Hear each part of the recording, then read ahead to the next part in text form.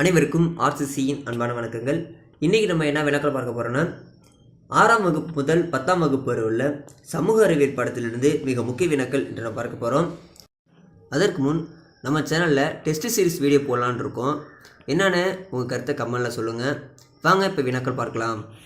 1வது வினா, உரித்திரமேரூர் பொறிப்புகள் அதாவது கல்வெட்டுகள் எதை பற்றி குறித்த விவரங்களை வழங்குகின்றன? கிராம நிர்வாகம் பற்றிய தகவல்களை வழங்குகின்றன. உரித்திரமேரூர் பொறிப்புகள் கிராம நிர்வாகம் குறித்து விவரங்களை வழங்குகின்றன. 2வது வினா பார்த்தீங்கன்னா, குதுப்பினாரை கட்ட தொடங்கியவர் யாருன்னா குபுதீன் ஐபக். குதுப்பினாரை கட்ட தொடங்கியவன் குபுதீன் ஐபக்.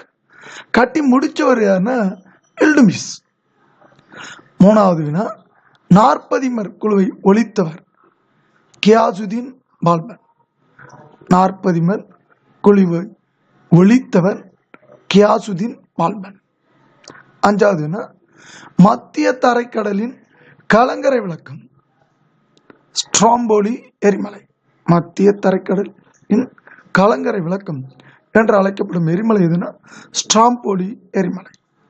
5வதுனா, உலகிலேயே மிக உயரமான நீர்வீழ்ச்சி பெயர் ஏஞ்சல் நீர்வீழ்ச்சி. உலகிலேயே மிக உயரமான நீர்வீழ்ச்சி பெயர் ஏஞ்சல் நீர்வீழ்ச்சி. 6வதுனா, உலக மக்கள் தொகை தினம் ஜூலை 11. உலக மக்கள் தினம் என்று அனுசரிக்கப்படுகிறது ஜூலை 11. அடுத்து 7வதுனா, சட்டப்பிரிவு 17 தீண்டாமை ஒழிப்பை பற்றி கூறுகிறது. சட்டப்பிரிவு 17 தீண்டாமை ஒழிப்பு பற்றி கூறுகிறது. 8வதுனா, இந்தியாவில் பெண்களுக்கு வாக்குரிமை வழங்கியது ஆண்டு 1951. இந்தியாவில் பெண்களுக்கு வாக்குரிமை வழங்கிய ஆண்டு 1951. 9வதுனா, விதவை மறுமண சங்கத்தை ஏற்படுத்தியவர் யார்? எம்ஜி ரானடே. விதவை மறுமண சங்கத்தை ஏற்படுத்தியவர் எம்ஜி ரானடே. 10வதுனா, உலகிலேயே மிக நீளமான அணை எது? ஹிராகுட். உலகிலேயே மிக நீளமான அணை ஹிராகுட். 11வது, கருப்பு சட்டம் என்று அழைக்கப்படும் சட்டம் இது ரவுலட் சட்டம். கருப்பு சட்டம் என்று அழைக்கப்படும் சட்டம் ரவுலட் சட்டம்.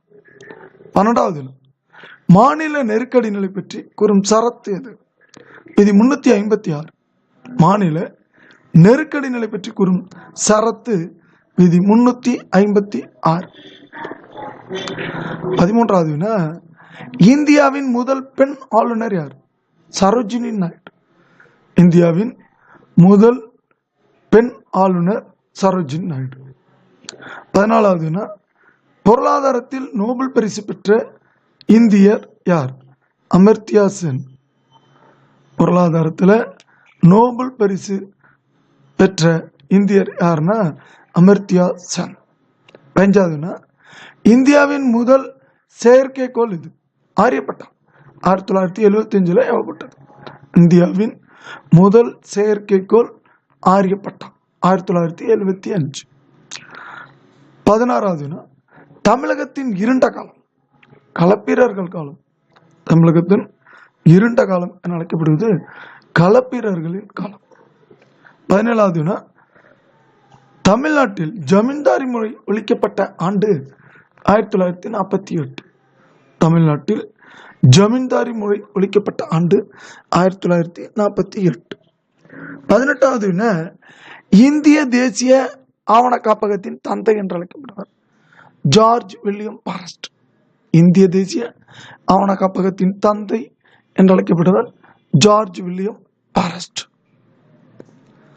அடுத்து 19வதுனா, வாஸ்கோட காமா முதலில் இந்தியாவில் இறங்கிய இடம் கள்ளிக்கோட்டை. வாஸ்கோட காமா முதலில் இந்தியா இறங்கிய இடம் கள்ளிக்கோட்டை. 20வதுனா, பிளாசி போர் நடைபெற்ற ஆண்டு கிபி 1757 ஜூன் 23. பிளாசி போர் நடைபெற்ற ஆண்டு கிபி 1757 ஜூன் 23. 21வதுனா, இந்தியாவின் முதலில் காவல்துறை உருவாக்கியவர் காரன் வாலிஸ் பிரபு. இந்தியாவில் முதல் காவல்துறை உருவாக்கியவர் காரன் வாலிஸ். 22வது நாள் மகள்வாரி திட்டத்தை கொண்டு வந்தவர் வில்லியம் பெண்டிங் பிரபு. மகள்வாரி திட்டத்தை கொண்டு வந்தவர் வில்லியம் பெண்டிங் பிரபு. 23வது நாள் பார்தோலி சத்தியாகிரகத்திற்கு தலைமை தாங்கியவர் வல்லபாய் பட்டேல். பார்தோலி சத்தியாகிரகத்திற்கு தலைமை தாங்கியவர் வல்லபாய் பட்டேல். 24வது நாள் முதல் சுதந்திர போர் என்ற நூலின் ஆசிரியர் வி.டி. சவார்கர். முதல் சுதந்திர போர் என்ற நூலின் ஆசிரியர் வி.டி. சவார்கர். அடுத்ததுனா 25 உலகிலேயே முதலாக காலநிலை வரைபடங்களின் தொகுப்பை வெளியிட்டவர் அல் பகாக்கி. உலகிலேயே முதலாக காலநிலை வரைபடங்களின் தொகுப்பை வெளியிட்டவர் அல் பகாக்கி. 26வது நாள் வங்காளத்தில் இரட்டை ஆட்சியை கொண்டு வந்தவர் ராபர்ட் கிளைவ். வங்காளத்தில் இரட்டை ஆட்சியை கொண்டு வந்தவர் ராபர்ட் கிளைவ். 27வது நாள் துணைப்படை திட்டத்தை கொண்டு வந்தவர் வெல்லஸ்லி பிரபு. துணைப்படை திட்டத்தை கொண்டு வந்தவர் வெல்லஸ்லி பிரபு. 28வது நாள் மனித உரிமைகள் பற்றிய விளக்கத்தை கூறியவர் பேரறிஞர் பசாங்கோ. மனித உரிமைகள் பற்றிய விளக்கத்தை கூறியவர் பேரறிஞர் பசாங்கோ. 29வது நாள் அசோகரின் 13வது கல்வெட்டு பாண்டியர்களை பற்றி குறிப்பிடுகிறது. பாண்டியர்களை பற்றி குறிப்பிடும் கல்வெட்டு அசோகரின் 13வது கல்வெட்டு. அடுத்தது 30வது நாள் இந்தியாவில் மக்கள் நல அரசை முதலில் அமைத்தவர் யார்? அசோகர். இந்தியாவில் மக்கள் நல அரசை முதலில் அமைத்தவர் அசோகர். 31வது நாள் சாதவாகனர்கள் ஆந்திர புத்திரர்கள் என்று அழைக்கப்படுகின்றனர். ஆந்திர புத்திரர்கள் என அழைக்கப்படுவர் யாருன்னா சாதவாகனர்கள். 32வது நாள் பிளாஸ்டிக் சர்ஜரியின் தந்தை சுசுருதர். பிளாஸ்டிக் சர்ஜரியின் தந்தை சுசுருதர். 33வது நாள் குசான வம்சத்தின் தலை சிறந்த அரசர் கனிஷ்கர். குசான வம்சத்தோட தலை சிறந்த அரசர் யாருன்னா கனிஷ்கர். 34வது நாள் இந்திய நெப்போலியன் என்று அழைக்கப்படுவார் யார்? சமுத்திரகுப்தர். இந்திய நெப்போலியன் என்று அழைக்கப்படுவார் யாருன்னா சமுத்திரகுப்தர். 35வது நாள் இந்தியாவின் ஷேக்ஸ்பியர். இந்தியாவின் ஷேக்ஸ்பியர் என்று அழைக்கப்படுபவர் காளிதாஸ். இந்தியாவோட ஷேக்ஸ்பியர் என்று அழைக்கப்படுவார் யாருன்னா காளிதாஸ். 36வது நாள் இந்தியாவிற்கு வந்த முதல் சீன பயணி பாகியான். இந்தியாவிற்கு வந்த முதல் சீன பயணி பாகியான். 37வது நாள் யுவாங்சுவாங் எழுதிய பயண நூல் சியூக்கி. யுவாங்சுவாங் எழுதிய பயண நூல் சியூக்கி. 38வது நாள் வெண்ணி பரந்தலை மற்றும் வாகை பரந்தலை போர்க்களங்களில் வென்றவன் கரிகாலன். வெண்ணின் அந்த கோயில் வெண்ணி. வாகை பரந்தலை போர்கள் வென்றவன் யாருன்னா கரிகால் சோழன். 39வது நாள் சிவாஜி அமைச்சரவை எவ்வாறு அழைத்தனர்னா அஷ்டபிரதான்.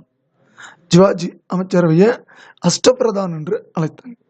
40வது நாள் மகேந்திரவர்மனை சைவ சமயத்துக்கு மாற்றியவர் அப்பர்.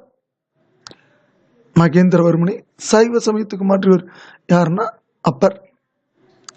41வது நாள் சாளுக்கியர்களின் தலைநகரான வாதாபியை தீக்கிரையாக்கியதால் நரசிம்மவர்மனுக்கு வாதாபி கொண்டான் என்ற பெயர் வந்தது. அதாவது வாதாபி கொண்டான் யாருன்னா நரசிம்மவர்மன். ஏன் அந்த பெயர் வந்ததுன்னு பார்த்தீங்கன்னா சாளுக்கியரோடுகளை தலைநராகிய வாதாபியை தீக்கிரையாக்கிடுவான். 2ஆம் புலிகேசியை ஜெயிச்சு கொன்று அந்த வாதாபியை தீக்கிரையாக்கிடுவான். அதனால நரசிம்மவர்மனுக்கு வாதாபி கொண்டான் என்ற பெயர் வந்தது. 42வது நாள் மாமல்லபுரம் கடற்கரை கோயிலை கட்டியவன் 2ஆம் நரசிம்மவர்மன். மாமல்லபுரம் கடற்கோயிலை கட்டியவன் 2ஆம் நரசிம்மவர்மன். 43வது நாள் சிந்துவெளி மக்கள் எந்த மண்பாண்டங்களை உருவாக்கினார்னா டெராகோட்டா என்னும் சுடுமண் பாண்டங்கள். சிந்து சமவெளி மக்கள் எந்த மண்பாண்டங்களை உருவாக்கினார்னா டெராகோட்டா என்னும் சுடுமண் பாண்டங்களை உருவாக்கினார். 44வது சிந்து சமவெளி மக்களின் முக்கிய துறைமுகம் லோத்தல். சிந்து சமவெளி மக்களின் முக்கிய துறைமுகம் லோத்தல். 45வது நீதி கட்சி பார்த்தீங்கன்னா முதல்ல 3 விதமான பத்திரிகைகளை வெளியிட்டாங்க. அது பார்த்தீங்கன்னா தமிழ்ல திராவிடன், தெலுங்குல ஆந்திர பிரகாசிகா, தெலுங்குல ஜஸ்டிஸ் ஆகிய பத்திரிகைகளை வெளியிட்டனர். ஏன்னா அந்த நீதி கட்சியோட பேரே ஜஸ்டிஸ் கட்சி. அது பார்த்தீங்கன்னா ஆங்கிலத்தில் ஜஸ்டிஸ்ங்கிற பத்திரிகையை நடத்தியிருக்காங்க, தமிழில் திராவிடன்கிற பத்திரிகையை நடத்தியிருக்காங்க, தெலுங்குல ஆந்திர பிரகாசிகாங்கிற 3 பத்திரிகைகளை நடத்தியது நீதி கட்சி. 46வது மிளகாய் உற்பத்தியில் உலகில் பெரிய நாடு இந்தியா. மிளகாய் உற்பத்தியில் முதலிடம் வகிக்கும் நாடும் இந்தியா தான். 47வது பஞ்சாயத்து ராஜ் முறைக்கு அரசியலமைப்பு ரீதியான அங்கீகாரம் கொடுத்த திருத்தம் இது. 73வது திருத்தம். பஞ்சாயத்து ராஜ் முறைக்கு அரசியலமைப்பு ரீதியாக அங்கீகாரம் கொடுத்த திருத்தம் எதுன்னு பார்த்தீங்கன்னா 73. 48வது இந்தியாவின் முதல் அணுமின் நிலையம் நிறுவப்பட்ட மாநிலம் மகாராஷ்டிரா மாநிலம். தாராப்பூர் அணுமின் நிலையம் தான் முதல்ல இந்தியாவில் நிறுவப்பட்ட அணுமின் நிலையம். 49வது தமிழ்நாடு சுனாமியால் பாதிக்கப்பட்ட நாள் 26 டிசம்பர் 2004. தமிழ்நாடு சுனாமியால் பாதிக்கப்பட்ட நாள் 26 டிசம்பர் 2004. ஏன் இந்தியாவிலே முதல்ல சுனாமி அந்த ஆண்டு 26 டிசம்பர் 2004 தான் இந்தோனேஷியாவில் ஏற்பட்டு நம்ம தமிழகத்தை அடைந்த இந்த சுனாமி. 50 இந்திய அரசியலமைப்பு சட்டம் நடைமுறைக்கு வந்த எந்த ஆண்டுனா ஜனவரி 26, 1950. அதை தான் நம்ம குடியரசு தினமாக கொண்டாடுறோம். இந்திய அரசியலமைப்பு சட்டம் நடைமுறைக்கு வந்தது எந்த ஆண்டுனா ஜனவரி 26, 1950.